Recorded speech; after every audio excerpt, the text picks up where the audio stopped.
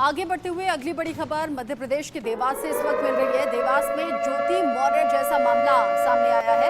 देवास में यहां पर पत्नी ने पति को धोखा नहीं दिया है, बल्कि यहां पर केस उल्टा हुआ है।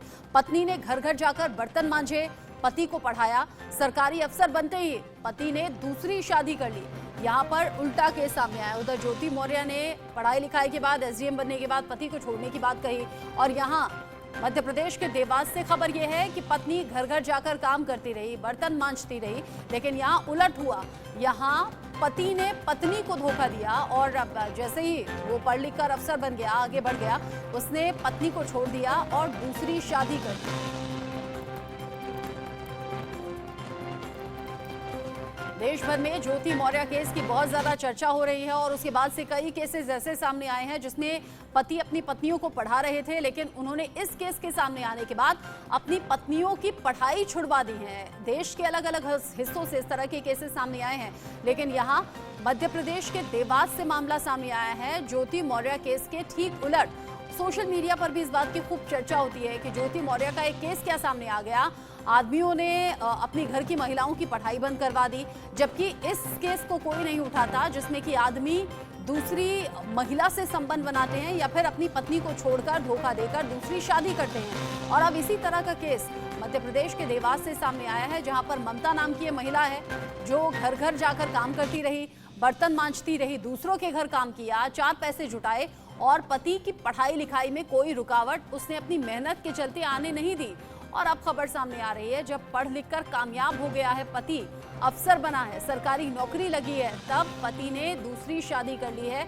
अब जो ममता नाम की महिला है, पीड़ित महिला, ये दर दर की ठोकरें खाने के लिए मजबूर हो गई है। साथ ही साथ इंसाफ के लिए लड़ाई भी लड़ रही है और ये बता रही है कि मैं पहली पत्नी हूँ, मुझे बिना तलाक दिए दूसरी शादी मेरे पति ने कर ली है, वो भी उन कंडीशंस में जब मैं अलग अलग घरों में जाकर बर्तन मांज रही थी, काम कर रही थी और अपने पति को आगे बढ़ने में मदद की।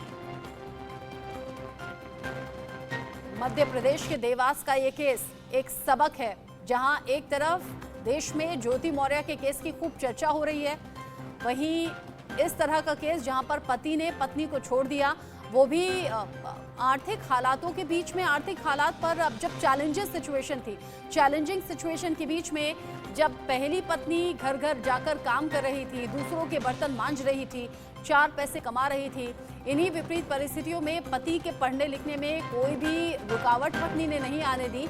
इस ख्वाब के साथ कि पति आगे बढ़ेगा, पढ़ेगा, अफसर बनेगा तो शायद घर के हालात ठीक हो पाएंगे, आर्थिक स्थिति बेहतर हो पाएगी, लेकिन पति ने सरकारी अफसर बनते ही दूसरी पत्नी से शादी रचा ली। अब जो पहली पत्नी है वो लाचार है, बेबस है, इंसाफ की गुहार लगा रही है।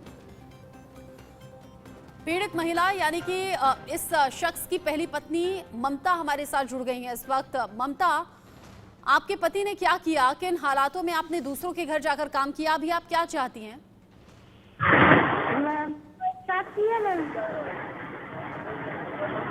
मैंने झाड़ू पोछा बर्तन लोगों के यहाँ माल के उसको पढ़ाया लिखाया, मैंने उस लायक बनाया, मैंने उसको अधिकारी बनाया।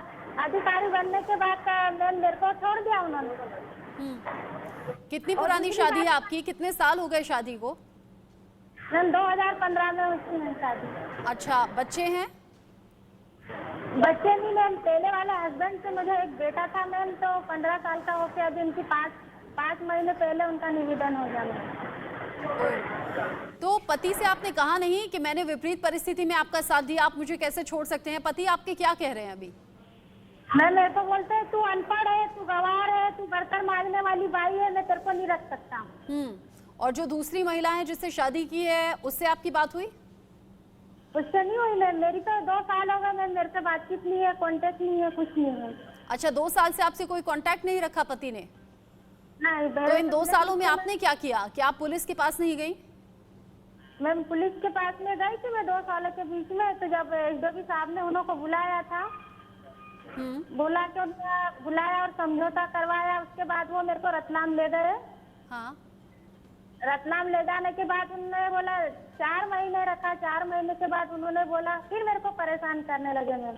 4 महीने के बाद बोलते कि चलो मैं तेरे मामा के घर छोड़ दूंगा, तो मेरा कुछ जोबत काम है तो तू मामा के घर 2 दिन रह लेना और मेरा जोबत काम है तो मैं निपटा के आ जाऊंगा। फिर मैंने उनको फोन लगाया कि 2 दिन हो गए अपन घर चले, तो बोले कौन सा घर है, मैं तेरे को पहचानता नहीं, तू कौन है।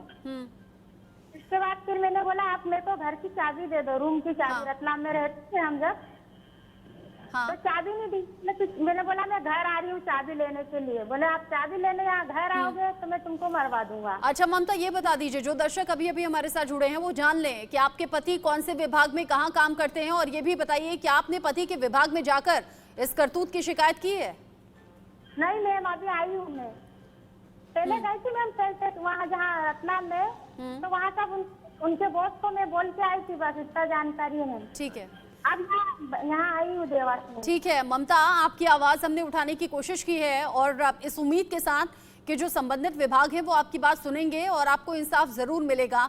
ये अपने आप में अलग एक केस, ज्योति मौर्य के केस के बाद, जहां ममता विपरीत परिस्थिति में दूसरे के घर झाड़ू पोछा बर्तन करती रही और पति ने दूसरी शादी कर ली अफसर बनने के बाद। शुक्रिया ममता, हमसे बातचीत के लिए।